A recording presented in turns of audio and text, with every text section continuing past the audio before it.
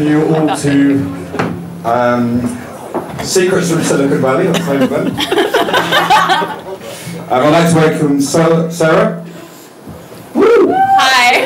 I've been a reporter in the Valley for about 10 years. I fell into business reporting. I got very fascinated with just venture capital and culture around startups in the late 90s and moved to Silicon Valley and have sort of obsessively studied and written about it since. The person I know the most is Mark Zuckerberg, who I first interviewed when he was 19. And I thought he was horrible. Why was he horrible? I mean, the first time I interviewed him, he was brash and obnoxious. I mean, he was completely bragging to me about like how he had just totally put one over on his VCs and the deal he had gotten, and saying things no entrepreneur ever should. And but the thing that impressed me is, do you think he stole Facebook?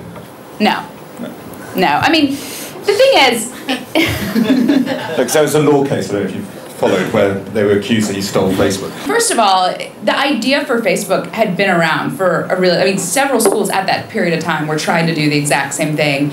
People had been trying to do college social networks for years and years and years. There's nothing really that unique or novel about the idea. So the sense that he somehow, made up. Also, he was doing work for some guys who didn't even understand like the technical underpinnings of it, and I believe he wasn't actually getting paid. So I don't know where the case would have come from.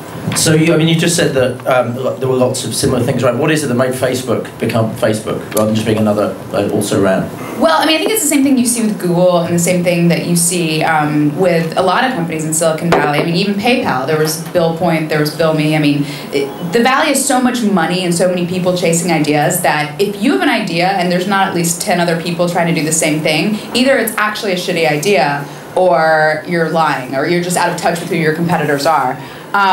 But so it's all about execution, and I think that's one of the huge differences between this wave of web companies and the first one. Because everything was so compressed in the bubble, you could start a company and take it public in 18 months, and so you actually didn't have to build a business and didn't have to do very much. It really was a land grab. I mean, this time around, these guys have actually spent, even the ones that seem like runaway successes like Facebook or YouTube, I mean, those guys spent years like, slogging away and trying to keep the site up and, building the business and trying to secure money and agonizing about things. I mean, they've all been execution plays. I mean, look at Slide and RockYou. Like, Slide is valued at several times more than RockYou. RockYou has come up with every idea first, and Slide has blatantly ripped it off and done it better. I mean, that struck me that out there, I mean, the amount that people help each other is quite extraordinary. Yeah. I mean, and even if they're competitors or vaguely competitive. Yeah, there's definitely a culture of, this is not a zero-sum game. We can all build really big businesses, even if we're brutal competitors. Every person would tell you, don't go into business with friends. Don't hire your friends. Don't lend your friends money. Don't invest in your friend's company. I mean, that's a very deep, sort of folksy, American ideal everyone would tell you. The Valley is completely shatters that. I mean, it's everyone. The work scene and the friend scene are totally interwoven, but not in a good old boy way, because these guys, I've seen guys that will call each other out in a board meeting. One guy's investing in his friend's company and will just, totally rip him a new one about something stupid he did and, takes his investment very seriously, but then 5 minutes later, they're out at a bar drinking. So it's this very unique culture that I haven't seen anywhere else. I was just going to ask what you were... Sorry, I was like, Thank God no one's watching you up. Yeah, sorry. Oh. I was listening intently. What I was curious is mesmerized. What it is that how we could replicate in London. Because what's interesting is there are lots of attempts to bring people together, but it hasn't quite gelled. And I'm still, and people do help each other out. But what do we need to do to make London the next? Well, I mean, I think one of the things is it just has to happen organically. I think a lot of these guys are friends first, and then they find ways to work together second. I think in a lot of other areas, people come at it as, how can we all start startups that are then going to go public, and we're going to do that? And you're trying to, you're kind of putting, I guess, the cart before the horse a little bit. Like there's actually a scene, I think it's actually the end of the book, so I don't want to spoil it for anyone. But, there's, at the time I was writing the book, Web 2.0 had sort of become this huge thing. And like any given night in San Francisco, there would be 5 or 6 different Web 2.0 parties. And you go and, there's an open bar and it's at one of 3 places and there's all these people and there's, PR people and people who are just kind of like the hangers-on of the scene. People like me who aren't really doing anything, just kind of the hangers-on of the scene. But, Kevin Rose isn't there, Max isn't there, Mark isn't there, Mark Andreessen isn't there. None of the people actually in the book are at any of these parties. They're at their own sort of cookout at their house. I mean, they're all friends first who can relate to each other in this way. And most of these guys were also like outcasts and nerds growing up. So it's like going to a place where they're the king and they're the king with their friends. It's just, I think that comes before the business. Yeah, you're a fangirl for Kevin, aren't you? No, Kevin actually doesn't speak to me anymore. I was going to say, so this is the interesting thing. After writing the book, you obviously hang around with a lot of these people, you've known them for years. You wrote a book, and in many cases described how socially inept a lot of them are. Who is still talking to you out of the book? Most people are. Okay. Most people are. Zuckerberg, Max, Jay, amazingly. Jay Adelson, the CEO of Dig, I actually was the most worried about. You make him sound like a total loser. No, I don't. You make him sound like a Kevin Rose fanboy, which is astonishing. But he's still talking to you. Yeah, their investors were not thrilled with the book. And but Jay is a very stand-up guy. To his credit, he said, look, I told her all these things. They're not taken out of context. She absolutely wrote, I think she captured Dig perfectly. If you've got a problem with what's in the book, you have a problem with us, not Sarah.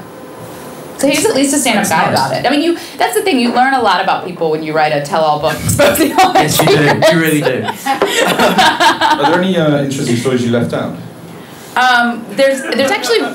What's the biggest secret story about Mark Zuckerberg? Well, there's actually a great one I told last night. I don't know if anyone is here who heard it, but he made me promise not to. Then this is the place to do it. So no one's it's listening. actually the only thing he told me that was off the record. Right, so. and what was it? Sorry, you just said you told people last night. Yeah, but I wasn't like in front of cameras with a microphone. No one's paying any attention to it. So what was the story?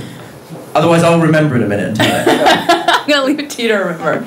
Okay, well, if you can't tell that story, which we'll tell in a minute, what did you leave out the book? Did you feel like you had to leave stuff out? I don't think I left anything out, actually. I mean, the guys were actually amazing about giving me, like, carte blanche. I mean, a couple of them had a few things. Like, Max didn't want me to write about his girlfriend, now fiance, just because she's very private, and so I respected that.